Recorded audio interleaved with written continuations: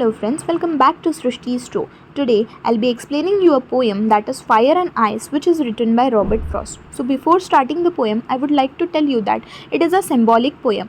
तो हमको इसके लिटरल मीनिंग पे नहीं जाना है, हमको इसका सिम्बलाइजेशन समझना है. फायर किसको सिम्बलाइज कर रहा है? डिज़ायर को, ग्रीडीनेस को. एंड आइस किसको सिम्बलाइज कर रहा है? हेट्रेड को.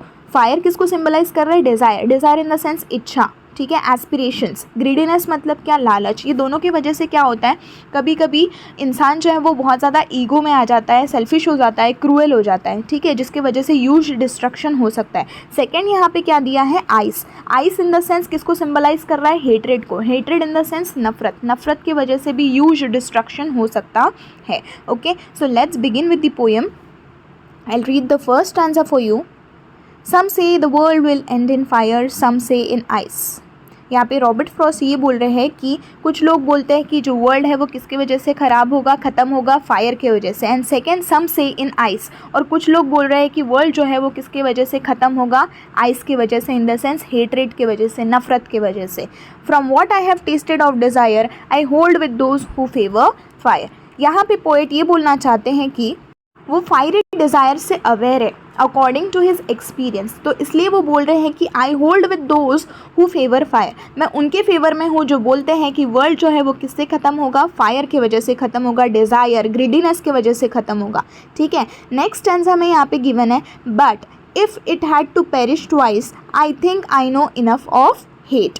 एंड पोएट जो है वो फिर से रीथिंक करते हैं and he imagine if the world has to die twice then ice also has capability similar to fire to destroy the world. ठीक है, अगर पेरिश करने की बात आए, डिस्ट्रॉय करने की बात आए, वर्ल्ड अगर फिर से दोबारा डिस्ट्रॉय होता है तो आइस में भी उतनी ही ताकत है, डिस्ट्रक्शन कर सकता है ice. Understood. Ice in the sense किसको सिंबलाइज कर रहा है? हेट्रेड को. तो हेट्रेड की वजह से भी जो वर्ल्ड है पूरा डिस्ट्रॉय हो सकता है. To say that for destruction ice is also great and would suffice. Ice भी सफिशिएंट है किस चीज़ के लिए? डिस्ट्रक्शन के लिए. I hope you understood till here. Now let's summarize its quickly. According to poet, fire stands for desire, greed, etc. and there is no end to such emotion. Fire stands for desire, greed and there is no end to such emotion. और उसकी वजह से क्या होता है? Destruction आता है. ठीक है, लोग इसको फुलफ़िल करने में लग जाते हैं and it spreads like a fire. और उसकी वजह से लोग जो है वो बहुत ज़्यादा ईगोइस्टिक हो जाते हैं, सेल्फिश हो जाते हैं, क्रूअल हो जाते हैं. ठीक है. On the other hand I stands for hatred. ठीक है, नफ़रत. नफ़रत की वजह से बहुत सारी चीज़ें डिस्ट्रॉय हो जाती हैं. नफ़रत थी, इसके वजह से World War I, World War II हुआ. जलियनवाला बाग इंसिडेंट में भी बहुत सारे लोग मारे गए थे. ठीक है, पीपल बहुत ज़्यादा हार्श हो जाते हैं and do not care about anything. Emotions के बारे में सोचते नहीं है, फीलिंग्स के बारे में सोचते नहीं है और सारी चीज़ डिस्ट्रॉय हो जाती है.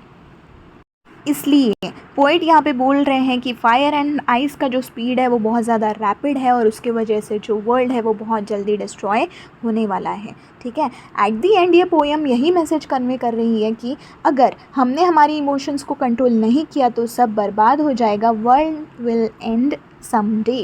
Okay, I hope you understood the poem and its entire summary. Thank you, bye bye, and please do not forget to subscribe.